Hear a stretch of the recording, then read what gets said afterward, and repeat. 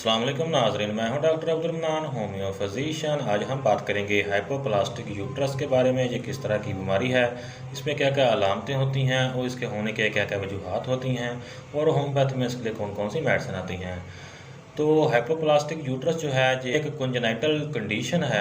इसमें फीमेल की यूट्रस जो है स्मॉल साइज़ रह जाती है, यानी उसका साइज़ छोटा हो जाता है। और ये जो बीमारी है जो बर्थ के टाइम से ही प्रेजेंट हो जाती है, जिसमें फीमेल्स की जो यूट्रस है वो डेवलप अच्छे से नहीं हो पाती है।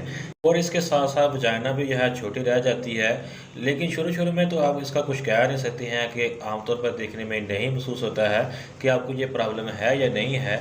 लेकिन आगे चल के जब पुबर्टी टाइम आता है तो उसमें जब पीरियड्स वगैरह बिल्कुल नहीं होते हैं तो परेशानी वगैरह वाली बात बन जाती है। तब इसका डायग्नोज जो है जब हम करते हैं तो हमें पता चलता है कि हमें हाइपोप्लास्टिक यूट्रस का मसला है, यानी स्मॉल साइज ऑफ यूट्रस का प्रॉब्लम है। तो इसके काजेज़ के बारे में हम पहले बात कर लेते हैं कि क्या वजूहात होती हैं, किसकी वजह से ये मसला बनता है।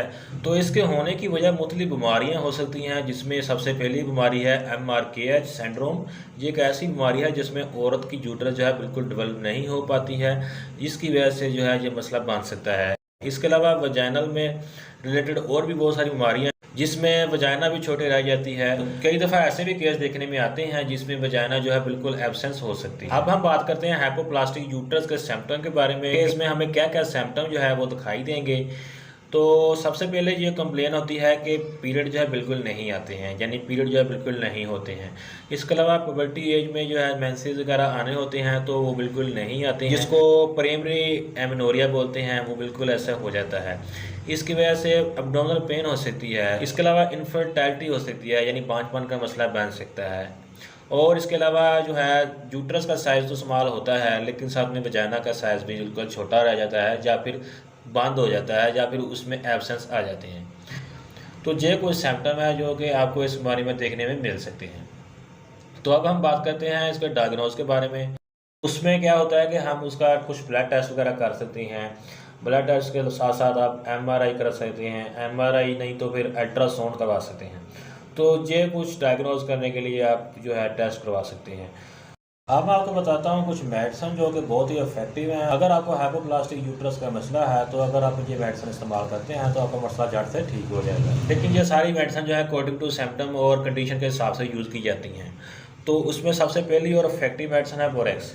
बोरेक्स को जो है 30 पाउंड में लेना होता है और इसको दिन में 3 टाइम जो है लगातार इस्तेमाल करना होता है। इसके साथ साथ एक मेडिसिन ट्यूबरकुलोनम है। ट्यूबरकुलोनम जो है ये भी बहुत इफेक्टिव मेडिसिन है इसके लिए। अगर आप इसको भी लेना चाहते हैं मसले के हिसाब से ले सकते हैं। इसके अलावा कलकेरिया कार्ब है। कलकेरिया कार्ब जो है ये भी बहुत इफेक्टिव मेडिसिन है इसके लिए।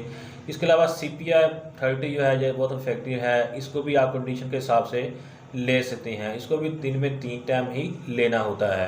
तो ये कुछ मेडिसिन हैं जिनका इस्तेमाल आप कर सकते हैं मसले के हिसाब से। कुछ मेडिसिन है जिनका इस्तेमाल करके आप इस मसले से जान छुड़ा सकते हैं।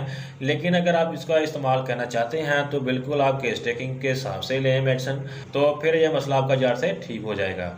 तो ये था आज का वीडियो। मिलते हैं नेक्स्ट वीडियो में। वीडियो अच्छी लगी तो लाइक लाजमी कर दें और चैनल को सब्सक्राइब लाजमी कर दें। इसके अलावा बेल आइकन का बटन प्रेस कर दें ताकि इसी तरह की नॉलेज वीडियो को मिलती रहें और नया कुछ सीखने का मौका मिलता रहे।